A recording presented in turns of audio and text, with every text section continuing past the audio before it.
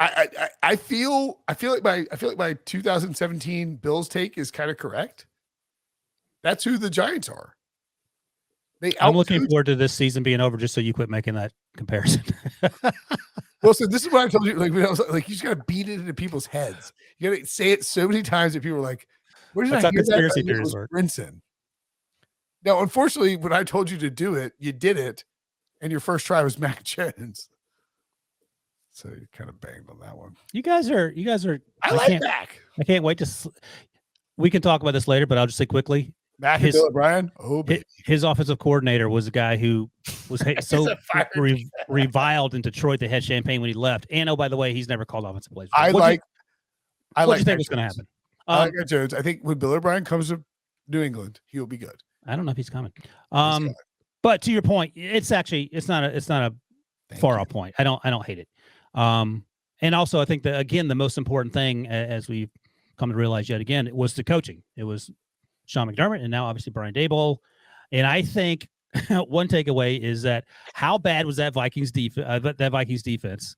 Number one, not only last week but throughout the course of the year. And number two, again, this team feels like the Jaguars breaching that they wildly exceeded expectations. And this loss, while humiliating in the moment, is probably something they can build on as they move forward in the Brian Daboll era. I guess. I mean, if I'm Jacksonville, I feel very good about my future and about the possibility of winning division titles down the road and getting back to the playoffs. If I'm the Giants, I am very happy that I got to the playoffs. This is a successful season, but I don't know that I feel like I'm still in the same division as the Eagles. I'm still in the same division as the Cowboys, two teams that are pretty stacked right now. And so it feels like a hard division for the Giants to kind of conquer at any point over the next 5 years if they're keeping Daniel Jones or, like this core. Would you definitely rather be the Giants, or would you rather be the Cowboys or the Giants? I would be the Giants. Breech, you put me in a position where now twice in consecutive conversations. Agreeing with Brinson. No, if they're the Giants, you feel 10 times better about your future than you did before the season started. So I would rather be the Giants than the Cowboys for sure. I sort of agree. What other than last week? What makes you feel good about the Cowboys, Breech? What makes me feel good about the Cowboys' future? They kicked Amari to the curb for they got to pay Micah Parsons. Jerry's running things. We don't know. Like Sean Payton's like creeping on their territory. I would much rather be the Giants than the Cowboys. I feel like it's much more stable. I think is the way what Brinson's trying to say. You guys would rather be the team that got swept by the Cowboys than the Cowboys. Yeah, but they weren't. They were supposed to be a 4.5 win team. The Cowboys were supposed to be a 9.5 win team. Or 10.5. Well, here is my problem: is that this game showed that how far the Giants have to come before they're in the top tier of the division. They got smoked twice by Philly. Or they got smoked once, and then this is exactly what happened in 2017 with the Bills, man. They got smoked in the playoffs, and then they started building around it. And also, they can't beat the Eagles. I mean, that's been made abundantly clear. But they've been pretty good against the other teams. The Eagles are loaded on the offensive line and defensive line, and the Giants are getting loaded on both sides. They're getting loaded right now. But I don't think Daniel Jones is as good as Josh Allen. And the 2017 comparison, do you know what the Bills did in 2018, Brinson? Draft a quarterback. They won 6 games. So with their rookie quarterback. Right. Was their coach Rex Ryan? Okay, Wilson, are they going to draft a quarterback or are they going to sign what's the quarterback situation? Daniel Jones looks good. Daniel Jones looks good. So are you keeping Daniel Jones? Are you giving him a long-term contract? $30 million a year for the Giants this offseason. So, Breech, here's what I'm hearing. And I should have realized this earlier as a parent of a teenager. I apologize for not noticing this. Brinson, he's as you mentioned, half joke. He's very nervous about tomorrow, and he's taking that out of us. He's being I am saying that, the Giants have a lot of big questions to answer. I am also nervous about tomorrow. I have a lot invested in the Bengals. Daniel Jones had a putrid game, and you have to say, if I sign this guy to a long-term contract, can I compete in the NFC East with him as my quarterback? Can I compete for division titles? Because he went 15-27. He had a horrible game against the Eagles. He had a horrible game against the Eagles when he played them earlier this year. He wasn't good against the Cowboys in either game. I am saying, are you tying your wagon to Daniel Jones? That's all I want to know. Are you guys getting the 4-year deal? Yes. Yeah. Prior to last week's game, and you brought this stat up more than I did, Dak Prescott had thrown interceptions in 7 straight games. He had 11 total interceptions, and then he played out of his mind last week. But what is your but? My but, and this is also what I said last week, is that I attribute that to Dak's thumb injury because he cratered coming back from the thumb, and it was, can he recover from that thumb injury? And we only have a 1-game sample size. It says yes, so we don't know. We'll find out more on Sunday against the 49ers. But if he recovers from that thumb injury, then I feel a lot more comfortable with Dak Prescott than Daniel Jones, and it's not even close. Well, Breech I mean, spot, we have a lot more, a bigger sample size of Dak Prescott than Daniel Jones. But here's the thing about Daniel Jones. So you're taking Daniel Jones over Dak Prescott? Is that what I'm hearing, Brinson? Say that. Is that what I'm hearing, Wilson? Or is that what what I'm you're saying? saying? Is for me the to finish my Giants statement here. What we have here, we have a lengthy sample size of Dak Prescott with the same coaching staff over multiple years. What we have with Daniel Jones is a single year sample size compared to a multi-year sample size. And the multi-year, he sucked. It was, who were his coaches? Pat Shermer and Joe Judge. And now Brian Dable and Mike Kafka come in. And all of a sudden, Danny Dimes is slinging it through the Eagles.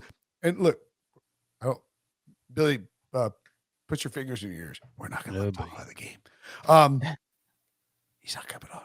But like the Eagles are a much better team than the Giants. They're much, much better. Absolutely. They got dominated. 31 points better. We saw the game. Again, to my point about the 2017 Bills. Remember when our former colleague Sean Bleeper McGoober lips. Yep. Well, he refused to put Sean McDermott in his top 10 coaches because he benched Tyrod Taylor for Nathan Peterman again in 2017 against the Chargers with the Bills. He's like, you can't. Like that was the breaking point. This is a really good coaching staff, a really good front office. They've hit home runs on draft picks. They lucked into a couple good picks from Dave Gettleman. Dexter Lawrence is a monster. How dare you? Dave Gettleman didn't need it. Well, and real quick, I agree with all that. I agree that the Giants are in a good place moving forward. Brian Dable's an excellent coach. If I'm a fan of the Giants, I am happy and optimistic about the future.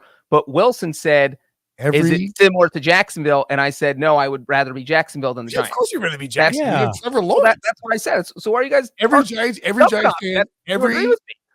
Giants fan you talk to right now will sign on the dotted line for Danny Dimes $30 million a year. Oh, it's the Derek Carr contract. He's getting more than that. But yeah, no, I think that's right. Yeah, Breech, they're in different divisions, obviously. But I think the Giants is Brinson. The worst thing you've ever had in your entire life, Breech. No, the Urban Meyer one was worse. But the fact that, as Brinson noted, the worst thing of the podcast. You guys just agreed with it. So I don't know. Wait. To be clear, you think that? What was too bad? These are the worst takes you've had in your life. You don't even know what my take was. So I don't even know what you defended Urban Meyer, and then you said that the Cowboys are in a better spot than the Giants. I said that maybe Bobby Petrino was the worse coach than Meyer, and they're the top two. And then I said that I would rather be Jacksonville than New York right now. But both teams should feel optimistic. You said you would be Dallas to New York. No, well, yeah. But then you amended it and said Jacksonville. No, that's not what happened. This conversation started because Wilson was talking about Jacksonville and New York and how both fan bases should feel good about their future. That's what started. And then you asked me, and then I said recency bias, breaches of recency bias is so tiring. And then I said the tough thing for New York is that their division is tougher, and then it's gonna be hard for them to catch up with the Cowboys and Eagles. And then you said that they're already caught up with the Cowboys because the Cowboys have so many questions and the Giants don't, and that you would rather be the Giants than the Cowboys. I said no, I would rather be the Cowboys. Here's how bad do you think Billy is really? He can't figure out how these comments keep popping up. Here's what I'll say, Breech. And the Jaguars, we could all agree, had a fantastic season. Brian Dable did more with less than Doug Peterson. And Brinson sort of touched on this. This is a good question. This is a good point. Hold on one second. And Brinson just touched on this. If you had Mike McCarthy coaching this Giants team, he would have gotten fired at Thanksgiving, maybe sooner. 2-win team. Right. So you have to be excited not by the outcome tonight where they lost by 31, as you note, but the fact that he won with this crew that has some stars, but also has a lot of question marks, especially at wide receiver. So Dan Shire, one of our great editors at CBSSports.com, and myself and Jared Dubin were talking about this on Twitter.